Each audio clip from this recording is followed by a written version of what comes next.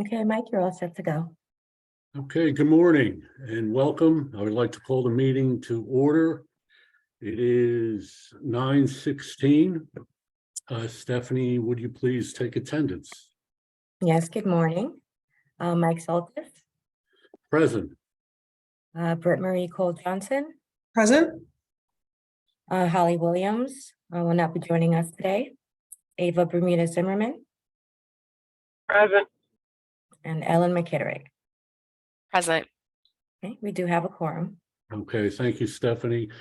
I would like to ask the committee for review of the October 6, 2022 minutes and a motion to approve. May I have a motion, please? Motion to approve. I'll second. Okay, any discussion? All in favor? Aye. Any opposed? Any abstentions? Okay, the motion carries. Thank you. Moving on to the agenda. Erin, would you please provide us with the private plan audit process update? Absolutely. Okay. Sorry, we're doing the audit process updates. Let me switch to this side first. So we have been working, Michael, Amber, Kathy, and I, for the past several months on developing a private plan audit guide. As we talked about, I think in the September meeting, we decided that the guide would be the best approach for documenting our audit procedures, so that we provide as much detail as possible for private plans, so they know what we will be auditing and what we'll be looking at. So the guide consists of 4 parts. The first part is this introduction, which references our statutory right and responsibility to conduct audits. It explains the audit structure and how we will handle conclusions. Essentially, when we do audits, we'll identify if the employer's plan meets or does not meet requirements. If it does not meet requirements, we identify whether there's a structural problem that causes those errors, whether there is a lack of sufficient safeguards that results in the possibility of errors, or whether we find an error that's just essentially human error, despite all the structure and the safeguards, there was still an error. And then that introduction also includes a reminder to employers about their record-keeping obligations, as well as the reminder that while we'll work with employers during the audit process to identify the documents we need and to identify alternatives, ultimately, if they don't have the records that are necessary, that could result in a conclusion that they did not meet the requirements. Section 2 is really the workhorse of the guide. That is an overview of the process. It describes in detail each of the audit topics, the application, the contributions, solvency, which is necessary for the self-funded plans, and claims. And lists all of the documents we anticipate needing and the requirements, the things that we'll look for when we conduct the audits. Section 3 simply summarizes the report process, which includes the fact that we will draft a report, give that to the employer for review, give them the opportunity to comment, and then we'll issue a final report. We do anticipate that employers, if we have conclusions that there are any areas where they did not meet requirements, we would want them to identify a corrective action plan and have that documented in the report. And then finally, as we went through this process, particularly as we went through the beta test, we identified kind of what we think is our reasonable deadlines and the documents that will be requested. And one thing we found really helpful is to have those summarized. So that's what the appendices include. As we went through this beta test, we were really pleased and grateful to receive the assistance of Sun Life in particular. They worked with us, let us go through a whole claims audit with them, which really enabled us to kind of see where the gaps were, understand timing, understand that we needed to build in time for meetings and discussion. And it was just incredibly valuable. So we really want to publicly thank Sun Life for their participation in this process. So that's what we plan to do. Our hope is to be able to post the audit guide. It is a policy document, so we would post that for public comment. Once the board as a whole approves that, get final comments, and then be ready to go in the new year with actually conducting audits on our private plans. Okay, thank you. Any questions or comments for Aaron? I don't know if the committee has comments, but I wanted to add that it takes an enormous amount of work to put something like this together. So I just wanted to publicly acknowledge the work that Michael and Aaron have done because we have 645 private plans. So this is just the beginning of creating an audit guide that would work for all size organizations. And, the idea of doing beta testing is one that even takes more time, but I think it will lend to a fairer audit process that is more consistent in its results and can really get us better outcomes in the end, because we know what we're looking for and what works and what doesn't. So I just want to publicly acknowledge Aaron and Michael for the extraordinary amount of work that they've done to bring this to this point. Okay, thank you. Yeah, it is a very comprehensive document. I just have one question. Maybe it's two questions. How many audits do you anticipate doing annually, and how are you going to select which plans to audit? Great questions. The answer to the first one is as many as we can. So our audit team is Michael, Kathy, Amber, and me. And so we don't have a dedicated audit team, so that will be a limiting factor. We're going to start, we were talking just the other day about maybe starting with 4, sort of one of each type, and that way kind of go from there and see if we can, how quickly we can process them and how many more we can do. The application, solvency, and contribution audits, we anticipate will take much less time than the claims audit. So we think we'll have a little bit more ability. So we don't have a great sense yet of how many per year. We're just gonna wait in and try. In terms of how to select, we have in a sort of our broader consolidated policy documents where we talk more generally about the audits, we have a fair amount of discretion in terms of selection. And I think we want to be sort of random. I can't even say the word because you're not supposed to qualify randomness. We want to make sure it's not completely random, because we want to make sure that we're kind of getting different types of organizations. The solvency audit involves a self-funded plan. So we have a small population of self-funded plans. We'll just pick one for the solvency. For the application audits require a survey of employees. So we want to get one of our newer, more recently approved plans, so that we have a fighting chance of employees remembering the process when we ask them about it. We don't want to ask them about something that's old. So we'll kind of take each type and then go from there, making sure that we're looking at all different sizes and different carriers, so we're not kind of overloading on any one entity or type. Okay, thank you. Any further questions or comments on the private plan audit process? I do have a question. And Aaron, kudos to you and the team. I think this looks really great, very comprehensive, and quite frankly, I'm hoping it will be interpreted as user-friendly, despite the fact that the process will be very thorough. Will the focus at the end be on compliance and sort of bringing plans to a better place, or is it going to have more of an enforcement arm to it?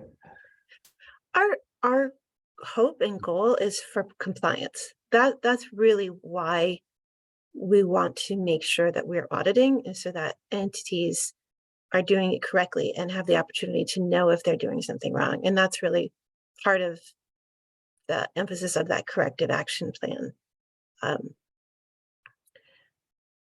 So that is really our focus. If we come across situations that are, egregious,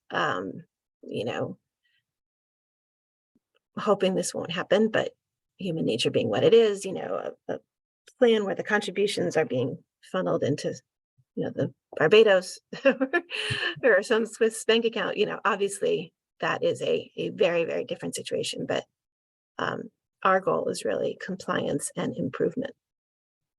Okay, thank you. Okay, any other questions or comments for Aaron on the private plan audit process? Hearing none, we'll move to the next agenda item. Aaron, would you please provide us with an update on the proposed revision to the private plan transitions policy? Absolutely. Let me go back to the beginning of our private plan transition. As you may remember, we've come to you a few times now because we've done a few revisions. But when we're talking specifically about the transition from an employer who's participating in our public program to a private plan back to the public program, or private to private. And our proposed policy, which we revised late summer and put out for public comment again, includes two main elements. First, it requires the runout, meaning that the old plan would continue to administer any claim that began when the old plan was in effect, absent extraordinary circumstances. And we also said we would require the new plan to provide all of the employees covered with it with a fresh 12 weeks of entitlements, regardless of whether they had utilized any benefits under a private plan. This is in contrast to what we have right now, which is that we say, when a new plan takes effect, there's a line in the sand. If you have a claim, you have to refile. And it's up to the employer as to whether they would do a history or the fresh 12. We got a lot of comments that our existing line in the sand was not user-friendly, too complicated, and so we made this switch.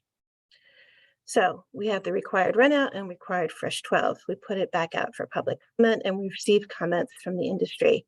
The first comment was questioning the requirement to give the fresh 12. There was a request that the private insurers should have flexibility, and employers should have the flexibility to decide. The problem is they did not address any of the issues that we raised with adding that flexibility. And we talked about this a great deal in our previous meetings.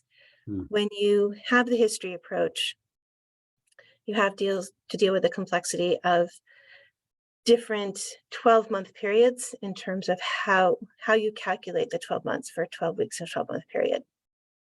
You also have a great deal of difficulty when you have a claimant who has an ongoing reduced schedule or intermittent leave claim that would be handled by the old carrier, and a new claim where, if you're trying to use a history approach, the two carriers are going to have almost weekly interaction to make sure that the employee is not double dipping or using more than their 12 weeks.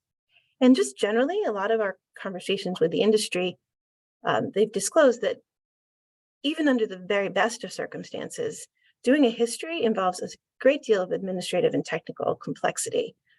It's very difficult to do correctly. There's a lot of issues. It takes a lot of time and results in a lot of errors.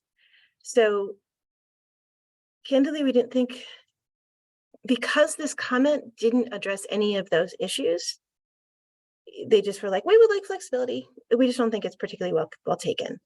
And we're concerned that if we give that flexibility, it will actually end up hurting the employees of the private plans and result with them getting a less beneficial or less good benefit, as if they were in the public program, which is contrary to our statute. So I don't know if you want to talk about this or if you want me to go through all the comments. Oh, Erin, we have been at this for months with our friends at insurance and our colleagues in the private sector. I understand we can we'll talk about the approach that we want to take, but Erin is right. And we've expressed this to them repeatedly. And we're not surprised that the comments appeared again, because I know they have a particular position that they're invested in. But we may want to continue just a little bit more dialogue, but this is where we are right now. Okay. Okay, so where do we go from here with this revision? So the staff recommendation is that we do not make any changes to the proposed policy. Mhm. There were 5 other comments that I can quickly just run through. This is the biggest one.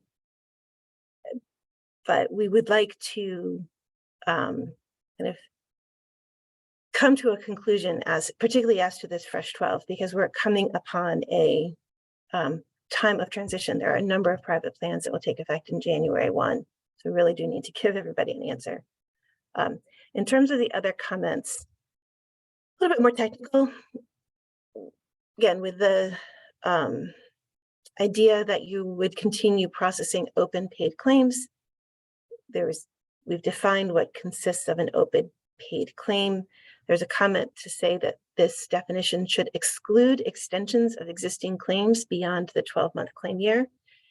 We think this is an unnecessary,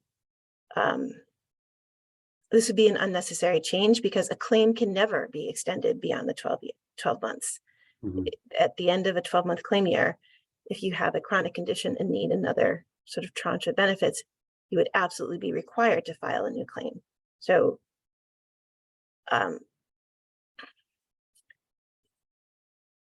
in terms of sort of economy of language and avoiding ambiguity by creating unnecessary definitions, I just don't think it's necessary, because you're defining it in a way that is superfluous, candidly. The second comment was to say that when you have a childbirth recovery, a leave that consists of both childbirth recovery and bonding, with no return to work between the 2 events, the comment said you should treat those as 2 separate events. This is contrary to the way we are currently handling that situation, and contrary to FMLA. When there is no return to work, we treat this as 1 claim. We do not rerun eligibility. We do not recalculate benefit amounts. So to create an artificial break for purposes of this open paid claims seems inconsistent with everything else that we do, and inconsistent with the goal of reducing burdens on claimants. So we think that when there is no return to work between the childbirth piece and the bonding piece, it should continue to be 1 claim, and that tranche of time would stay as an open paid claim.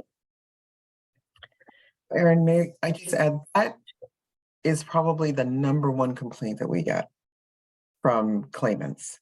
And when you think about the fact that close to half of the claims that we've paid that through paid leave are for childbirth and bonding, you can imagine that people are, I should say, they're upset. I'll just use the word that I'm thinking of, right? They're upset that they have to then file a claim for childbirth and then a claim for bonding. It is not the way that people want the program to work, and there really is no reason for it to work this way. I think we started it that way for a number of technical reasons and other reasons as well, but we're in the process of eliminating that. So for us, and knowing that almost half of our constituents don't want it to work that way because it's just so difficult for them, we are not inclined to change it.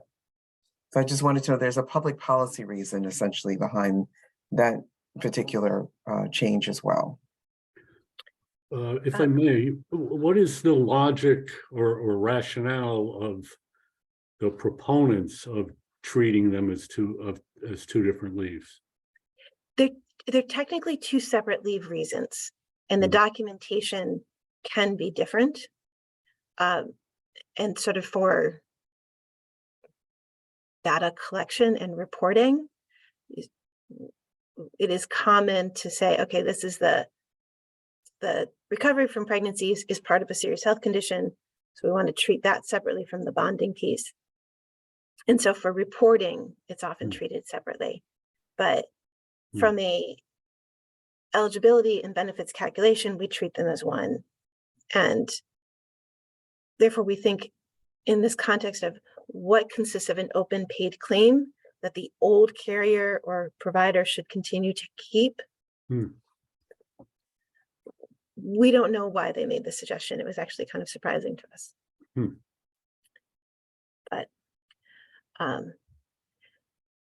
so the idea with the private plans is you have one. You have either coverage under the Connecticut Paid Leave Program or coverage under a private plan. So if I am out on, every Friday from 1 to 5, I should receive benefits from only one source for that absence. There is a proposal that said you should change this language in the policy to say the prohibition for getting benefits from two sources for the same date and time when I work for the same employer should apply only if I'm out for two separate reasons. I think that this comment grew out of a conflation of short-term disability coverage and the private plan. With short-term disabilities, you absolutely see layering of benefits on top of each other. So I could get benefits from the paid leave program for that Friday afternoon, and then supplement that entitlement with a short-term disability benefit.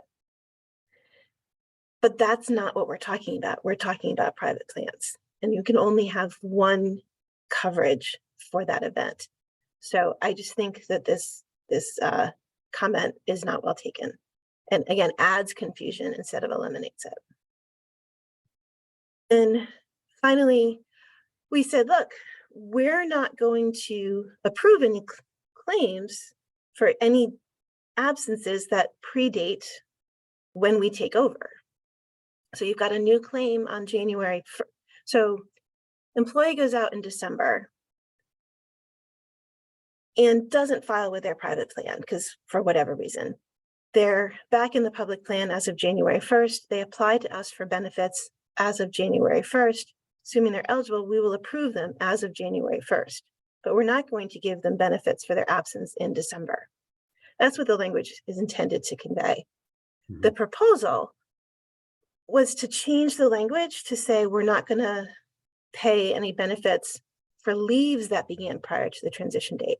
My concern with this change is it creates the impression that we could deny an entire leave, December and January, if the leave started in December. And that's not what we're talking about. We're just saying we're not going to pay for those December dates. So again, I think this proposed change adds confusion and ambiguity instead of alleviates it. So we would recommend not making the proposed change. So super technical issues, again, other than the fresh 12, I think the rest is just language choice, but we believe that the language we have accurately and correctly reflects the proposed policy, and the changes are not particularly well taken. Okay, any questions or comments? So, hearing none, what do you need from our committee? A recommendation to accept your recommendations? Yeah, I mean, so the biggest question, again, goes back to the whole fresh 12. Yeah. If the committee has concerns about that, we'd like to hear it. If you are good with our recommendations, we will bring it back to the board next week. If you have, concerns about anything we've raised, we'd like to kind of make those changes before we go to the board. Our goal is to get a policy adopted by the end of next week, because we really need to have that in place before January 1st. Yeah, I never like to put committee members on the spot, but I really am interested, Britt Marie and Ellen, in your perspectives as well, given your respective experiences at DOL and obviously in private practice. If we're tying our hands or we're tying the hands of private plans, or if you can see some detriment to this plan to this particular policy in the future, or if you see a conflict with current FMLA that we're not seeing because we're so close to it, we'd really appreciate the feedback.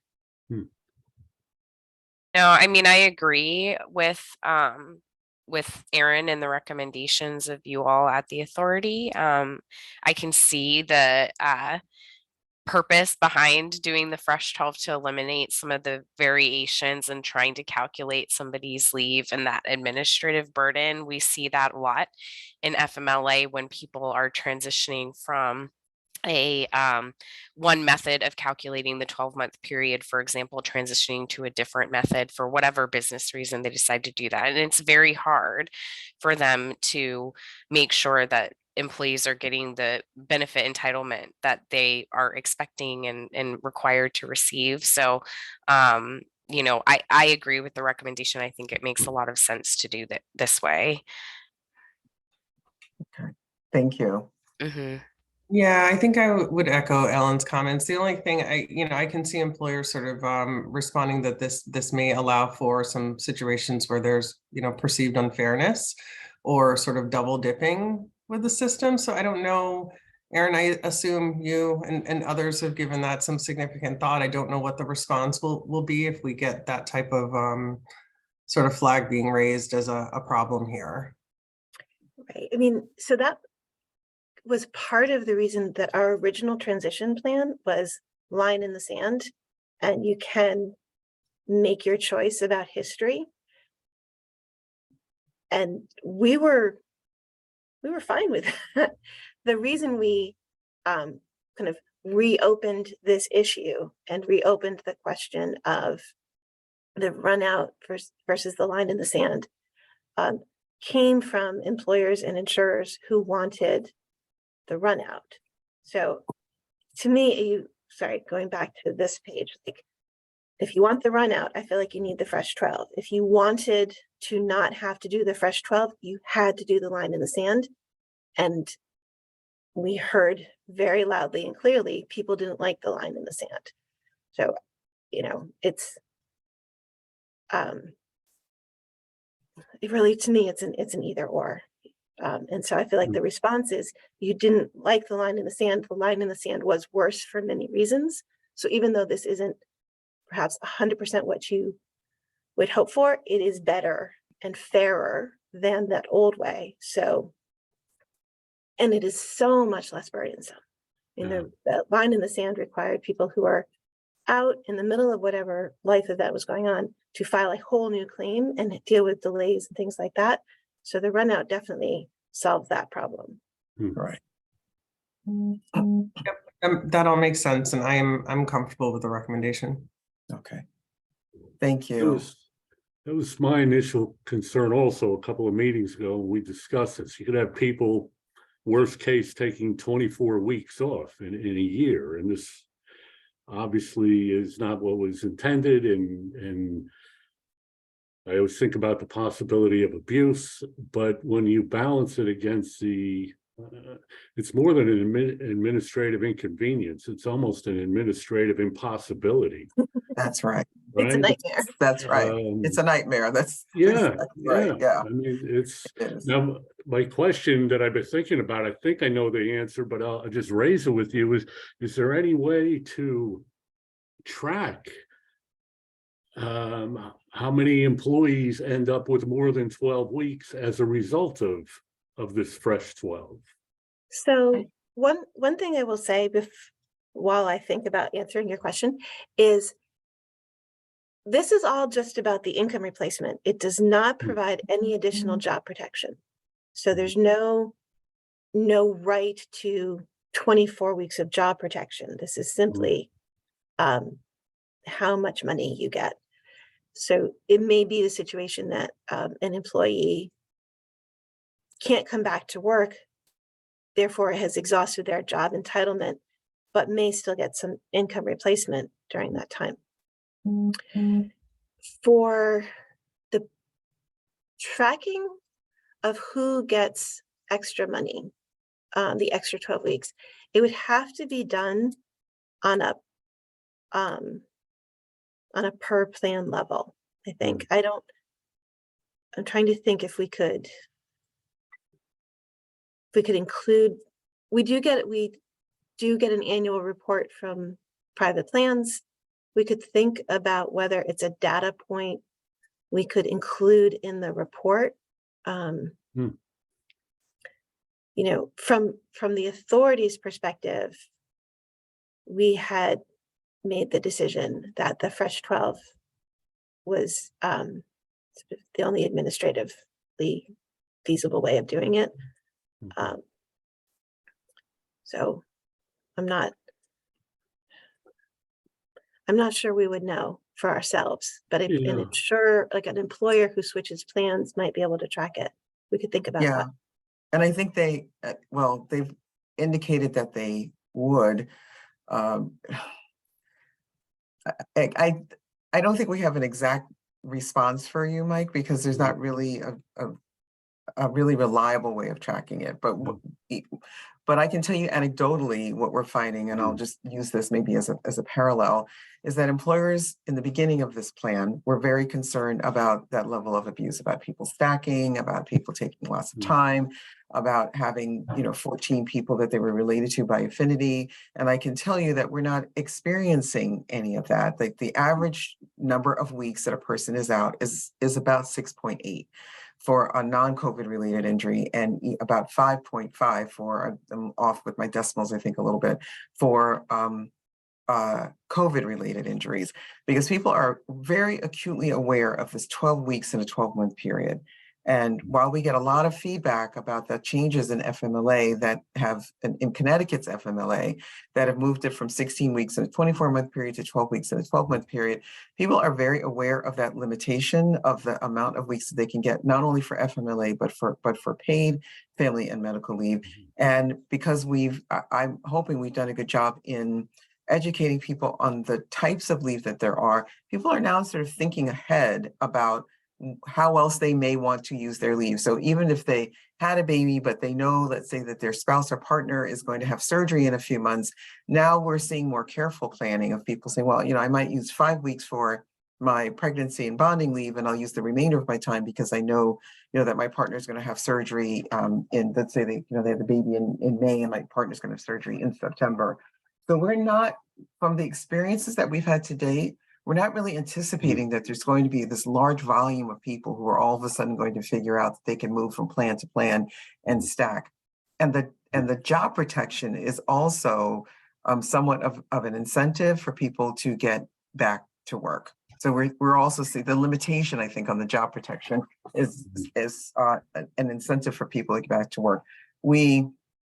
So again, it's all anecdotal, but we haven't really had a lot of complaints, or I should say feedback from employers. And we track the number of weeks that people take pretty closely for that reason. But let us go back and think about ways that we might be able to see what the impact of this policy, well, how we would track who's using it over time. But there are relatively few people, I think, who are sort of, how can I put it, kind of calculating how they can maximize their leave. There are certainly some that do, but most people just want to get their leave, take care of themselves and their families, and get back to work. And it would only be during the years of a transition. So that's right. That's right. I mean, it's not like every year. So it may not be worth the effort to do anything other than collect anecdotal information. Yeah. Yeah. And the transition involves full application process, right? So certainly if you're going from public to private or private to private, the whole Connecticut workforce has to vote in favor of the private plan. So it's not being done on an individual level where they can kind of hop in and out. Right. You got to get everybody to agree that this is something they want. That's right.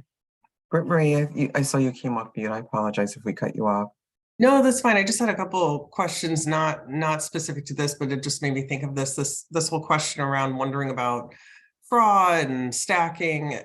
Is there any way that we track sort of frequent flyers or people who make, an unusual number of claims in a year? Or is the position just that as long as someone stays at that 12-week mark, we're not necessarily concerned about, how many claims it is or what the overall payout is. No, we're always concerned about the number of claims that people file and the overall payout. Knowing that we have the guardrails of the 12 weeks and the maximum number of weeks a person can take in a year. But we get a number of reports from AFLAG that give us all kinds of data. And we also have real-time data with the platform that it's a Salesforce platform that we use. So we can go in and take a look. And this is what John Simonetti and his team do. So they periodically, more than periodic, I would say frequently, are reviewing the numbers of claims, particular claimants that might seem to have multiple claims, and flag those just to let us know whether or not it's something we need to look at. Because we do have people that may have a claim for their own injury, the employee's own illness, then they may have an intermittent leave claim for caregiver, and they may have something else. And people are, it's amazing to me, but are extremely planful, right, in how they use their leave and the multiple types of leave that they can use in a 12-week period. I mean, I think sometimes, it's all joking, is like these people should be in finance and budgeting, because the way in which they can figure out how to budget their time and their leave is really admirable. But it also speaks, I think, to the need that people have to be able to attend to their family's needs and figuring out a way to do that for for a benefit that they're paying for, in all seriousness. But we're not really seeing that. Fraud in these types of programs, it really is, it's the perpetrators are organized and professional. That's where you see fraud in programs like this. Very rarely, do you come up with things with, people getting leave. Well, it's far less frequent when you have people getting leave under circumstances that they are not entitled to get it. So we spend really more of our time really making sure that we're trying to fend off those that may engage in professional organized fraud, which is true for every entitlement program, and also keeping our eye on those that may have multiple claims that we should trying to see whether or not those claims have legitimacy to them. And are there tax forms provided to the claimants at the end of the year? If Yes. they request it, if Right. they request a deduction, then we do the 1099 at the end of the year. Right, because remember, the statute gives the person the option of having the tax withheld or not. So if they choose not to, then we give them the form so that they can report that income. And if they choose to, then we withhold it before they get the payment. Okay, so they have to opt in specifically at the beginning, or is that something Yes, you get on the that's back right. No, it's in the beginning. So when they choose their payment type and put in their banking information, then that's part of what we ask them to do. Okay, and part of the reason for me asking, I have had employers sort of reach out and say they want to make people whole to the extent that they did not receive their full salary during a leave period, and wanting to know if there was some mechanism other than asking them for specific sort of, pay stubs for each claim that's paid out, asking for something at year end that would show. So it sounds like the employee can get that, but they have to opt in on the front end. Yes, they can. And also, thank you for mentioning that, because I think both Aaron and I have a quizzical look on our faces, because there's supposed to be a report that goes to employers that offers that information. So if you're not getting it, that's something we need to address. If you want to just email us offline and you can tell us who they are, and we'll work on that. And when you Okay. say there's a report they get, meaning it will show all employees on their payroll who have received. No, not yet. No, it's an individual. We're working on that. It's an individual email they get for every claimant, and we're working on the report that will aggregate that data. Okay, I'll ask if they are getting that. Okay. All right. Right. But generally speaking, all claimants receive an explanation of benefits when they get their benefits. So if an employer wants to know that Aaron got, $222 this week, the employer could say, hey, Aaron, please give us a copy of your explanation of benefits, and we will utilize that to help our calculations for making you whole. Okay, that makes sense. And then since I have you all, and I know we're sort of running on time, but I just have a quick question about if an employee is actually receiving a full paid leave from their employer, how does the authority take that into consideration when they file their claim? And I don't mean concurrent claims, meaning I took a 4-month leave from my employer due to the birth of a child. I got, disability leave plus the, additional bonding time.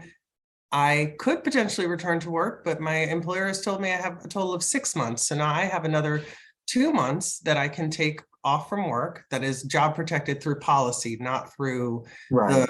the law. Statute. Yep. Yeah. So can I then apply for? Yes. Okay. Yes, you can. Yeah. So it's an excellent question. We get it all the time. And we try to explain to employers the difference between your eligibility, employees, your eligibility and availability of paid leave, whether or not you still have job protected leave. And so that means that they can, in the scenario that you described, they can in fact apply for their paid leave benefit because they've not used any of it.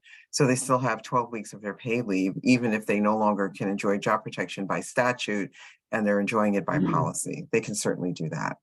Okay, and it's acceptable for employers to keeping that in mind, advise employees that might be the ideal way for them to maximize their paid time off during leave. Right, We encourage employees to go to their employer and say, the dialogue that we encourage is this: I'm having whatever life event it is, and I'm going to be out for whatever period of time I'm going to be out, and I'm going to need wage replacement or some kind of income replacement during that time. What does that look like for me between employer provided benefits, employer policies, and now the paid leave program? That's what we encourage people to do. And Right. then when they complete their process, the employment verification form, it's 4 checkboxes. They're not getting anything from their employer. They're getting 100% from their employer for the full amount of time. They're getting 100% from their employer for a period of time, so the first 3 weeks, and then our benefit starts after that. Or they're getting something less than 100% from their employer for some period of time. And so we use that information to determine when our benefits start and how much we pay.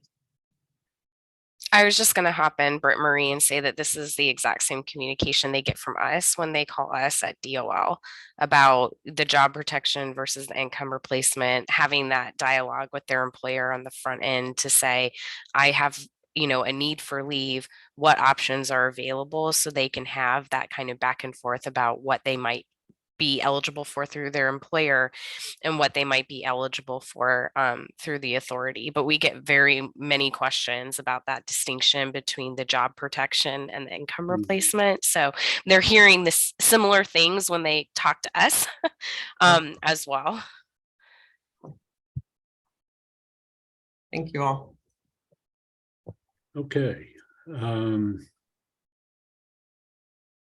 Let's move on to old business. Is there any old business anyone would like to raise? I would just like to have 30 seconds on this to acknowledge it's December 1st. It's the 1-year anniversary of the authorities receiving applications. And as I was sitting last night on November 30, I remember the trepidation I had last November 30, whether everything was going to work. So I do want to acknowledge that and thank everybody at the authority for all the hard work they put in to get us to the point where we are today, which is, I think, in a very good place. Thank you. Yeah, I Thank did not sleep on November 30th. I remember that distinctly. Right, I did right. not sleep at all. So thank you. Thank you for that. Sure. Okay, any new business? Anyone? Ellen? I see your hand raised. Nope, I was just clapping. Good Ah. job, all at the authority.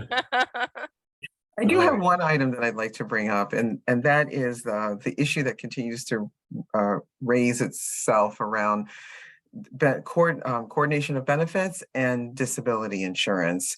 So this week there was an editorial in the Connecticut Law Tribune addressing this issue. We've responded to it, but essentially some employers have changed the design of their short-term disability plan so that the primary payer is the pay leave authority. And so then if a person was expecting to get, let's say 60%, which is the usual percentage of short-term disability, they're getting some percentage that's less than that because it's being lowered because there's another benefit available. And essentially it's triggering the offset provision that's very common in short-term disability policies. We, the number 2 complaint that falls right under why pregnancy and bonding second are separate claims is why is it that my disability insurance carrier or my disability insurance is being reduced by my employer because I get access to paid leave. And so we know that a number of employees, especially at large employers, are experiencing this. We are in dialogue with the private employer community and the private insurance community to make them aware of this concern, and we continue to do that.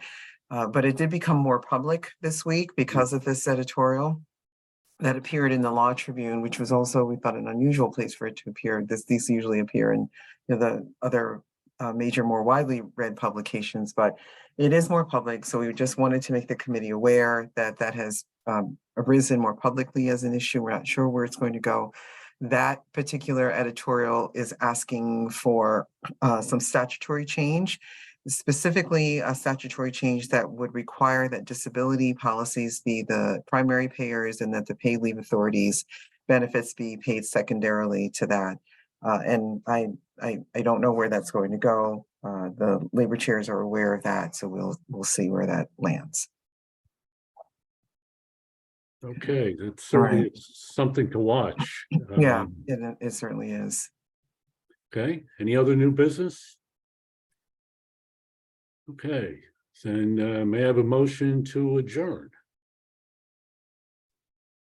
I'll make a motion to adjourn. Okay, second? Second? Okay, all in favor? Aye. Aye. Any opposed? Any abstentions? Okay, the motion carries. The meeting is adjourned. It's 10:03. Thank you all for your time this morning. Have a great holiday season. Thank you very much. Bye, everybody. Bye.